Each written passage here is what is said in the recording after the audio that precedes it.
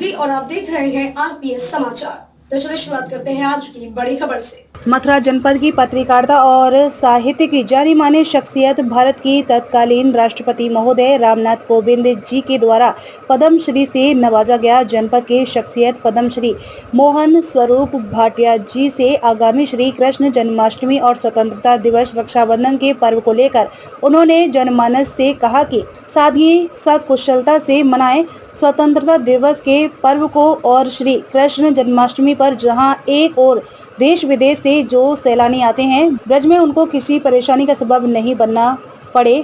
जिला प्रशासन से उनका कहना था कि एक और पद्म श्री मोहन स्वरूप भाटिया जी का कहना था कि ब्रज से जो साहित्य कलाकृति और रास लीलाएं लुप्त होती जा रही हैं, इस ओर उत्तर प्रदेश सरकार और भारत सरकार को अपना ध्यान आकर्षित करना चाहिए। आरपीएस समाचार पर देखिए जनपद मथुरा से आरपीएस समाचार जिला संवाददाता कृष्णा गुप्ता के साथ पद्म श्री मोहन स्वरूप भाटिया जी से वार्ता करते हुए।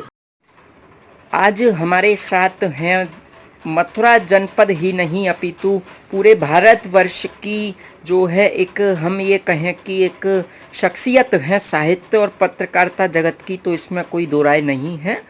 पद्म श्री तत्कालीन भारत के मामहिम राष्ट्रपति महोदय रामनाथ कोविंद जी के द्वारा सम्मानित मथुरा जनपद की आन बान शान पत्रकारिता जगत की जानी मानी शख्सियतों में शुमार हैं पद्म श्री मोहन स्वरूप भाटिया जी। भाटिया जी हमारे साथ हैं। बाबूजी आपका बहुत बहुत स्वागत है आरपीएस समाचार परिवार में। आज एक बार और आगामी श्री कृष्ण जन्माष्टमी और रक्षाबंधन ब्रज का प्रमुख पर्व है और ब्रज में रास लीलाएं नहीं हो रही हैं, उसको लेकर क्या कहना चाहते हो मथुरा वासियों से? ये पहला अवसर है कि वृंदावन में जो रासलीलाओं का एक बड़ा केंद्र रहा है वहाँ इस वर्ष रासलीलाएं नहीं हो रही। ये बहुत ही पीड़ाजनक और क्या कहूँ कष्टकारक मैंने स्थिति देखी है। लाखों लाखों लोग हिमालय के तपोवन से लेकर और समुद्र तट पर बसे हुए क्षेत्रों के निवासी, कश्मीर से कन्याकुमारी तक के निवासी सावन में आते हैं वृंदावन में मंदिरों के दर्शन के लिए और रात्रि में रासलीला देखने के लिए। रासलीला में जब वो कृष्ण की लीलाएं देखते हैं, राधा जी के दर्शन करते हैं, यशोदा मैया को दर्शन करते हैं, तो उनके सामने वो युग वो अवसर सामने आ जाते हैं जबकि कृष्ण यशोदा और ये सभी सखा बाल गोपाल थे। आज रासलीला में उनकी अनुकृति देखकर उनको वही अनुभूति होती थी, लेकिन नहीं हो रहे। रासलीला में जब छोटे से कन्हैया मैया यशोदा से कहते थे मैया कर दे मेरो ब्याह मंगाए दे दुल्हन गोरी सी, और केवल गोरी सी दुल्हन न हो, गोरी गुणवारी होए भोरी सी बिचारी, और नथ हो कौन सी जलकारी नथवारी, बड़े गोप की लली, बड़े गोप की लली हो, ऐसी लली ढूंढ दरी माए जा में तेरो कहा जाए, झट दुल्हा बनाए बात माने ले भली। लीलाओं का ये जो रस था वो आज इस वर्ष नहीं देखने को मिल रहा।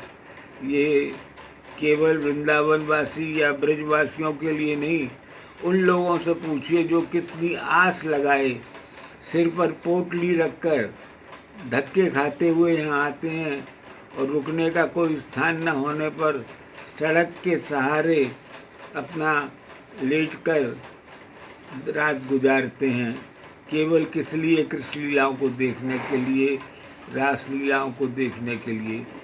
एक समय था जबकि स्वामी रामस्वरूप शर्मा, स्वामी हरगोविंद जी, फतेह कृष्ण जी, इनकी मंडलियों की लीलाएं होती थीं। होगला आश्रम में, गोविंद विहार में, टोपी कुंज में, आज ये सब स्थान सूने पड़े हुए हैं। जी, और हम आपसे नर नारी बाल गोपाल आते हैं कृष्ण की उस बाल छवि को देखने के लिए और डूब जाते हैं कृष्ण के दर्शन के लिए। पता नहीं कितने कष्ट उठाकर आते हैं। तो वही स्थिति जन्माष्टमी पर अब होगी, क्योंकि पहले तो रासलीलाएं खूब होती थी जन्माष्टमी पर। अभी तो नहीं लग रहा कि होंगी, और यदि जन्माष्टमी पर रासलीलाएं नहीं हुई तो लाखों लाखों भक्तजनों के हृदय की पीड़ा का अनुमान नहीं लगाया जा सकता कि वो कितने व्यथित होंगे। चलिएगा, बहुत बहुत आभार, बहुत बहुत हृदय से बारंबार आपका धन्यवाद।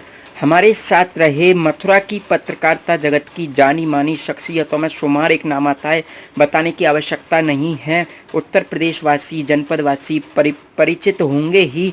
पद्म श्री मोहन स्वरूप भाटिया जी हमारे साथ रहे, जिन्होंने कहा कि अब ब्रज से जन्माष्टमी के संदर्भ में बताया, और रासलीला जो होती थी, देश विदेश से जो सैलानी आते थे मथुरा में, उनका अब जत्था उमड़ तो रहा है, लेकिन रासलीला नहीं हो रही हैं। इसको लेकर उन्होंने दिया संदेश। मथुरा से जर्नलिस्ट कृष्ण। खबरों में अब तक लिए बस इतना ही। मिलते हैं फिर ऐसी ही बड़ी खबर के साथ। तब तक के लिए नमस्कार और देखते रहिए आरपीएस समाचार।